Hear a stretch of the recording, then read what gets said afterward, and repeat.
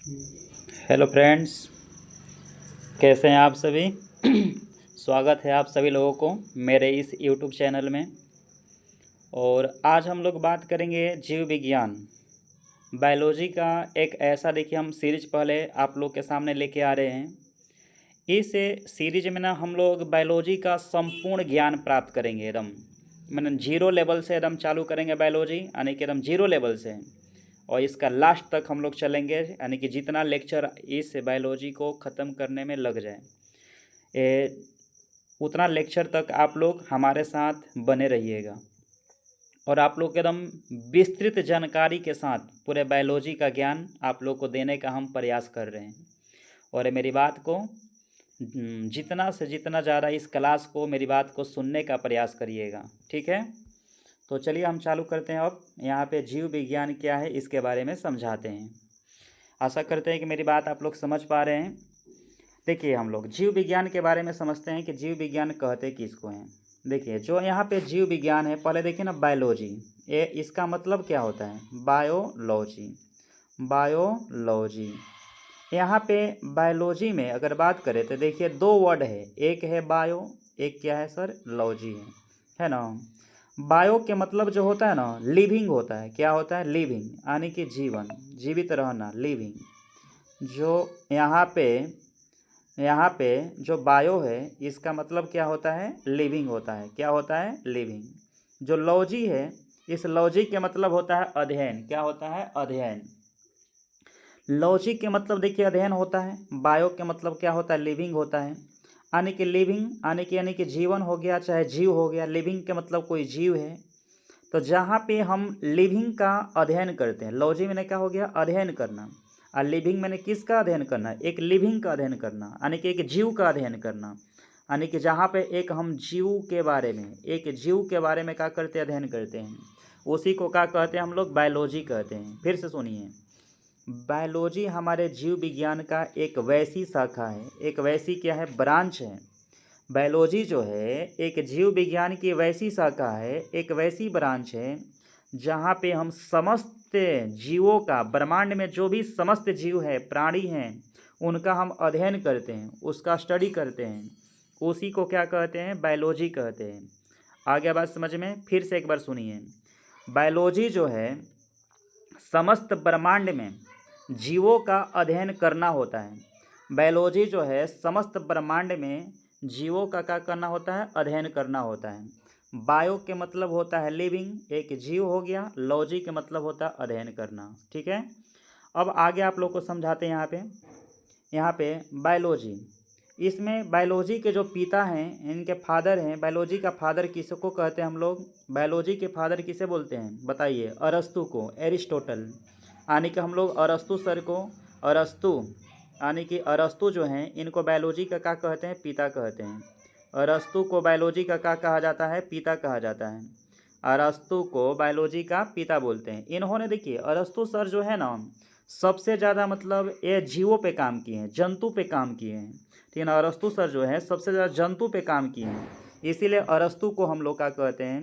Father of, यहाँ पे जीव विज्ञान का पिता तो कहते ही हैं, प्लस में इन्होंने एनिमल पर ज़्यादा काम किया है। समथिंग मतलब 500 प्लस, 500 से 1000 मतलब जंतुओं पे काम किए हैं। तो इसीलिए इनको भाई साहब जंतु विज्ञान का जनक भी कहा जाता है।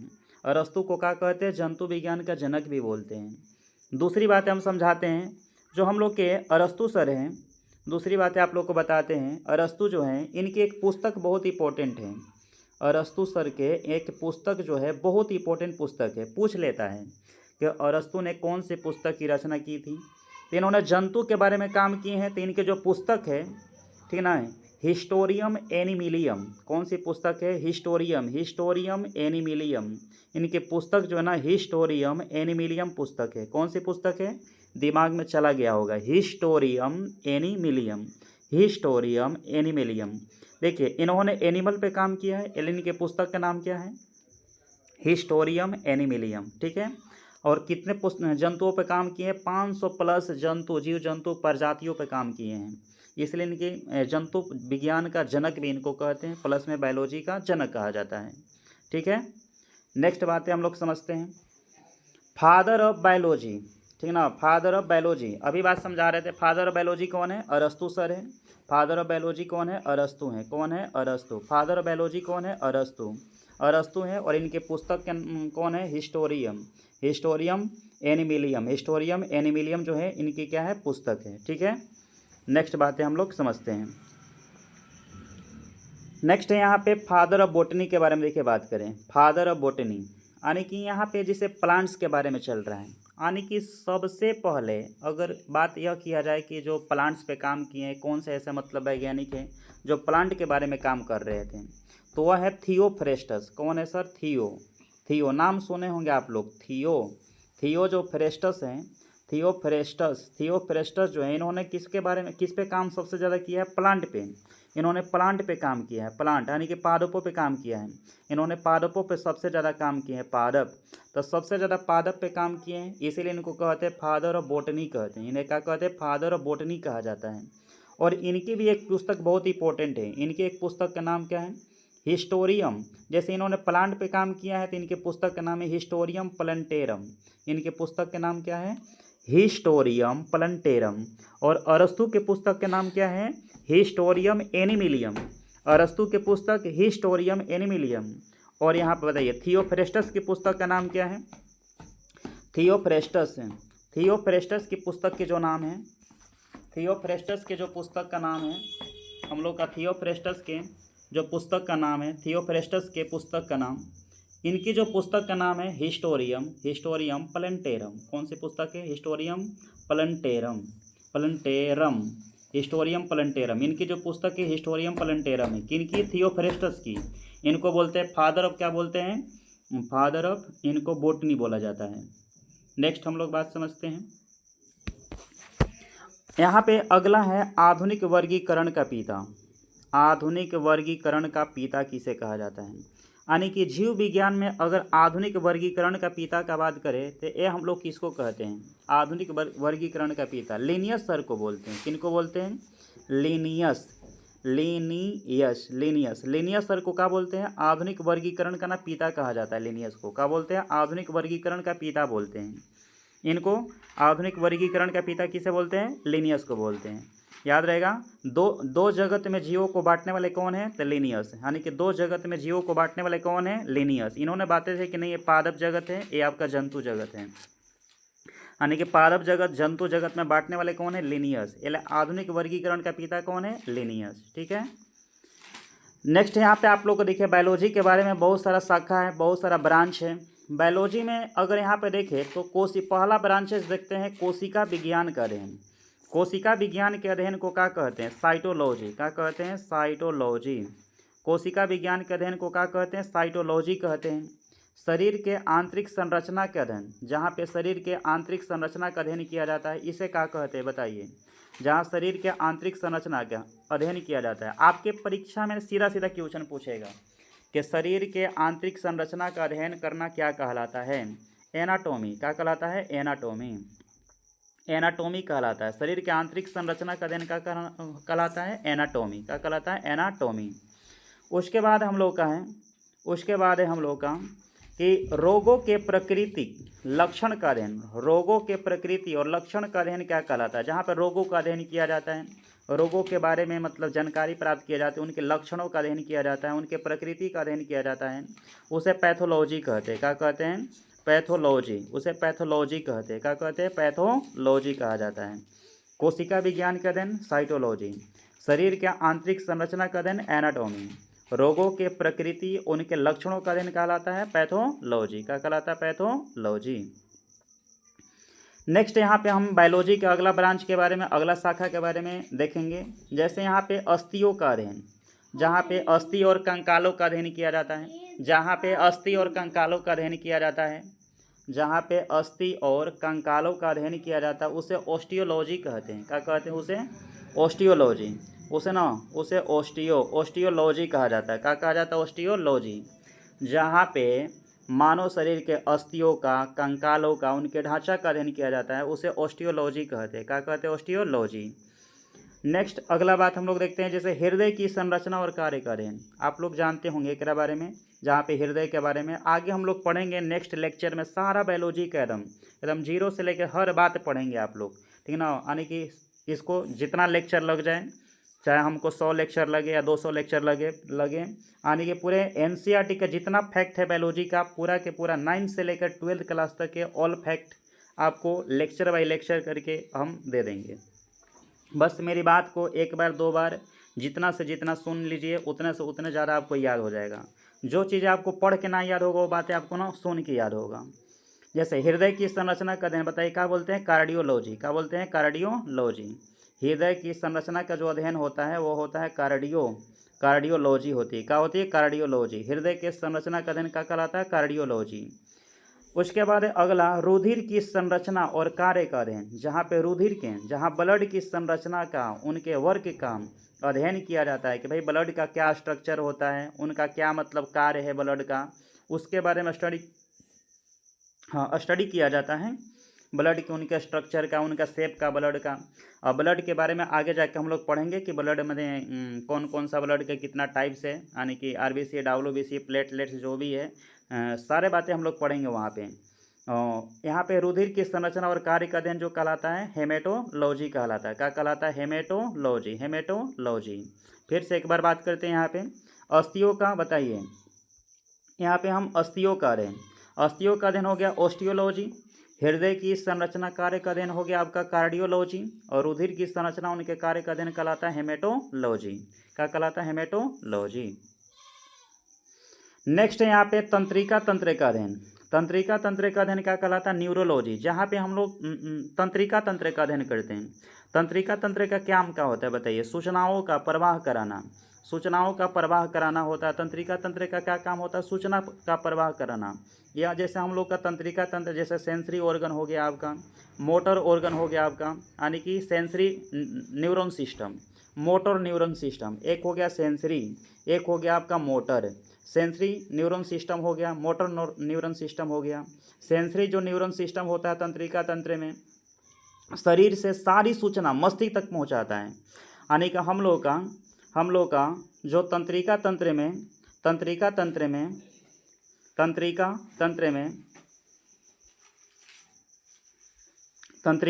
में अगर हम लोग बात करें यहाँ पे तंत्रिका तंत्र में, एक सेकेंड हम लोग यहाँ पर देखते हैं नेक्स्ट तंत्रिका तंत्र के बारे में हम लोग देख रहे थे। यहाँ पे तंत्रिका तंत्र के बारे में देख रहे थे। एक सेकेंड, थोड़ा सा पीडीएफ इधर उधर हो गई है। तंत्रिका तंत्र, चलिए देखते हैं। तंत्रिका तंत्र देख रहे थे। तो तंत्रिका तंत्र में बता रहे थे कि तंत्रिका तंत्र का अध्ययन जो कहलाता है न्यूरोलॉजी कहलाता है। क्या कहलाता है? न्यूरोलॉजी। तंत्रिका तंत्र का अध्ययन जो कहलाता है क्या कहलाता है? न्यूरोलॉजी। आगे बात सुनिए। तंत्रिका तंत्र में जैसे एक होता है हम लोग को सेंसरी ऑर्गन। जो सेंसरी ऑर्गन होता है ये शरीर से सारी सूचना मस्तिष्क यानी कि ब्रेन तक पहुंचाता है। तंत्रिका तंत्र में जो सेंसरी ऑर्गन होता है शरीर की सारी सूचना का होता है ब्रेन तक पहुंचाता है। एक होता है मोटर नर्वस सिस्टम। जो मोटर होता है, यानी कि मोटर नर्वस सिस्टम होता है, यह मस्तिष्क के सारे सूचना हम लोग के शरीर की ओर पहुंचाता है। ठीक ना? मस्तिष्क की सारी सूचना जो होता है शरीर की ओर पहुंचाता है। ध्यान पे चढ़ रहा है आप लोग को सारे बातें। तंत्रिका तंत्र के अध्ययन को न्यूरोलॉजी कहते हैं। जो इसमें सेंसरी ऑर्गन होता है तंत्रिका तंत्र में, शरीर की सारी सूचना को ब्रेन तक पहुंचाता है। और जो मोटर नर्वस सिस्टम होता है वो आपके मस्तिष्क की सूचनाएं जो है शरीर के चारों भागों में, यानी कि शरीर के सभी अंगों तक पहुंचाने का काम करता है मोटर नर्वस सिस्टम। उसके बाद हम लोग का है कि त्वचा के संरचना और कार्य का अध्ययन क्या कहलाता है? त्वचा के संरचना और कार्य का अध्ययन जो कहलाता है, बताइए। त्वचा के संरचना और कार्य का अध्ययन क्या कहलाता है? आप लोग बताइए इसको। उसके बाद अगला जो क्वेश्चन है हम लोग का नींद। नींद।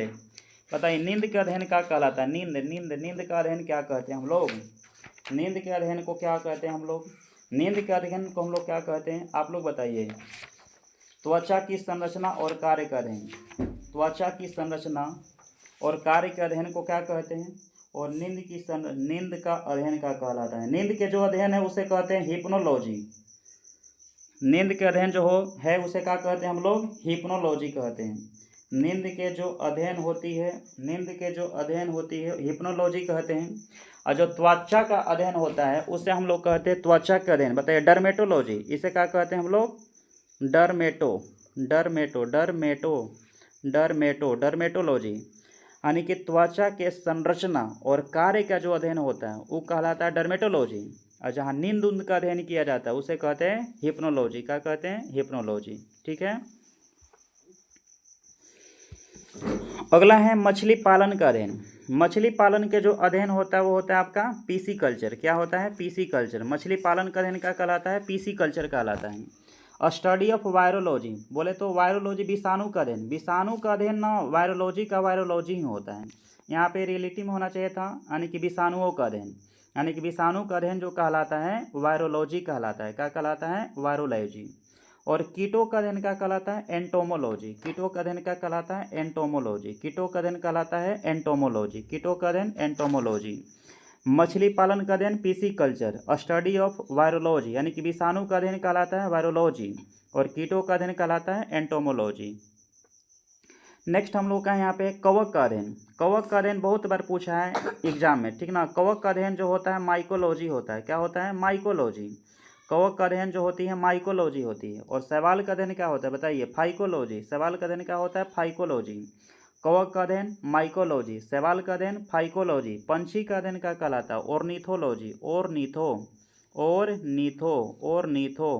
ऑर्निथोलॉजी। पंछी का अध्ययन कहलाता है ऑर्निथोलॉजी। शैवाल का अध्ययन क्या कहलाता है? फाइकोलॉजी। शैवाल का अध्ययन फाइकोलॉजी। कवक का अध्ययन माइकोलॉजी। ठीक है। नेक्स्ट यहाँ पे हम देखते हैं जैसे छिपकली का अध्ययन। छिपकली का अध्ययन, जहाँ पे छिपकली का अध्ययन किया जाता है, जैसे छिपकली को देख करके मतलब कैसे करते हैं? सॉरी, तो यहाँ पे इसको सोरिलॉजी कहते हैं। क्या कहते हैं? सोरोलॉजी कहते हैं। क्या कहते हैं? सोरोलॉजी। छिपकलियों का अध्ययन क्या होता है? सोरोलॉजी होता है, सोरोलॉजी। केचुआ का अध्ययन क्या कहलाता है? Vermi culture. जहाँ केचुआ पालन का अध्ययन करते हैं, जहाँ केचुआ का पालन का अध्ययन। किसानों का मित्र कौन है? केचुआ। किसानों का मित्र कौन है? केचुआ।